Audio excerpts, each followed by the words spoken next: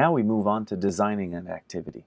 Now, if you're a pastoral associate, if you're a youth minister in a church, you probably don't need my advice. You know how to organize activities. But if you're just a well-intentioned volunteer who just loves the environment so much and wants to make a difference, but really is not used to organizing activities, well, here are a few pointers that'll help you out to design an activity.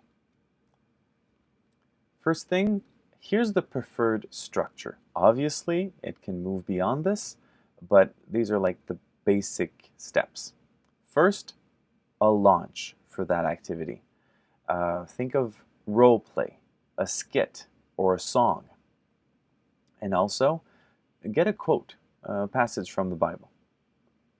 Why? Well, because you have Christians in front of you and they're interested in that kind of thing, and it will even make more sense to them. Second step, clear explanations. While you explain, it can never be too clear. Third step, facilitate to help participants build something. Now, they can build something physically, or doing a shoreline cleanup. You're building, or you're improving some space. But it can also be like symbolic, like if you're organizing something spiritual, the person will be building one's spirituality.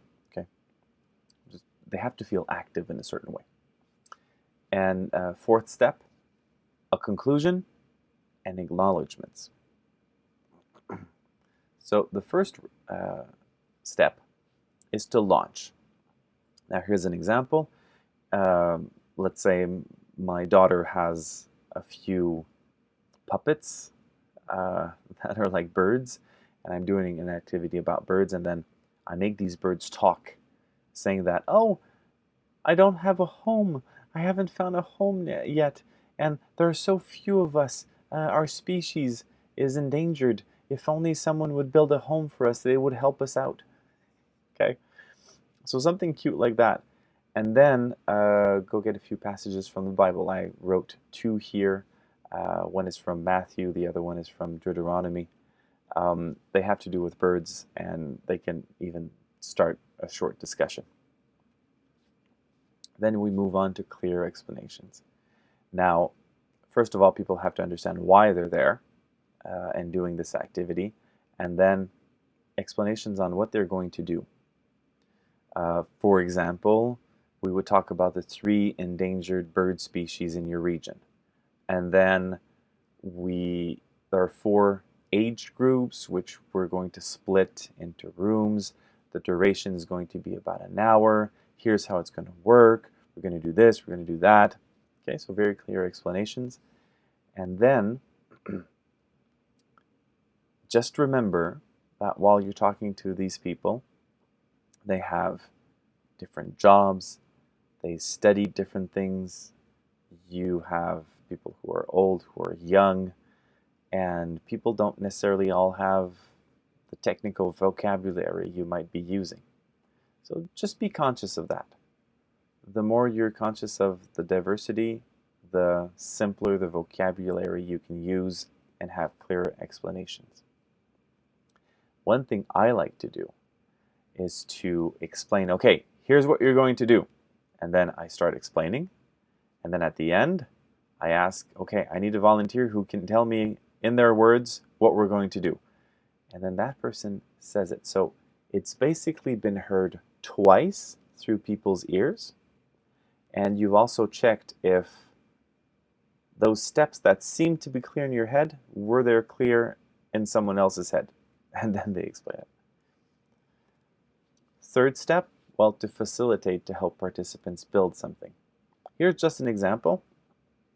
So the adults are in one room and they're assembling. They're building the birdhouse.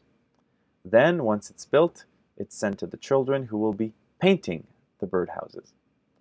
And then it dries pretty fast. The teenagers are the one installing. Now obviously there might be a problem with that sequence. So some of the birdhouses will be already built, and the children can get into the room and already start painting. And some of them are already painted, and so the teenagers can go out and start installing them. This is really fun because people then will relate to their birdhouse, and they're going to come back and see if one of the species of bird actually came. And that brings, immersion in nature and a special relationship. So it is lots of organization, but it's just amazing what comes out of it. When everyone has done, their action together, they come back, and then it's time for a conclusion. So the participants can express what they take away from this activity. Okay, let them talk about it. The organizers thank the volunteers and the participants. And then there can be a final hymn or a song, something just so we feel united. The way I build my activities is usually my thoughts go towards the core of the activity, those 4 steps. But then after that, I take a few steps back and I start thinking, what do I have to do before the activity to prepare it? For example, I'll need authorizations. I'll need to rent some rooms. I might want to find some sponsors. If I can get the paint for free or some of the wood for free, hey, that's great. I'll need to advertise that activity, make sure people know about it and register. Purchasing. I'll need to go buy a few things before. I need to think about that. And volunteer recruitment. Who do I need to help me during that day? And after the activity, when everyone's gone, I have to find a way to evaluate this activity. You have to ask for feedback. It can be an on-site form, so people just before they leave answer a few questions, leave it in the box. It could be an email survey sent to the people 1 or 2 days after the activity, so they can answer and you'll get feedback that way. Or you could just ask a few people, 5 to 10 people, and you write those quotes down. Here's the preferred approach for an activity done in creation care ministry. We do it because we want to deepen the participants' relationship with their environment, which is God's creation. We do it to encourage our responsibility as guardians of creation. We're organizing this activity to bring a message of hope and to be infused with praise and thanksgiving. So while we're building this activity, we have to think of these very positive goals. I hope this helps you think of the best design for a successful activity of creation care ministry in your church.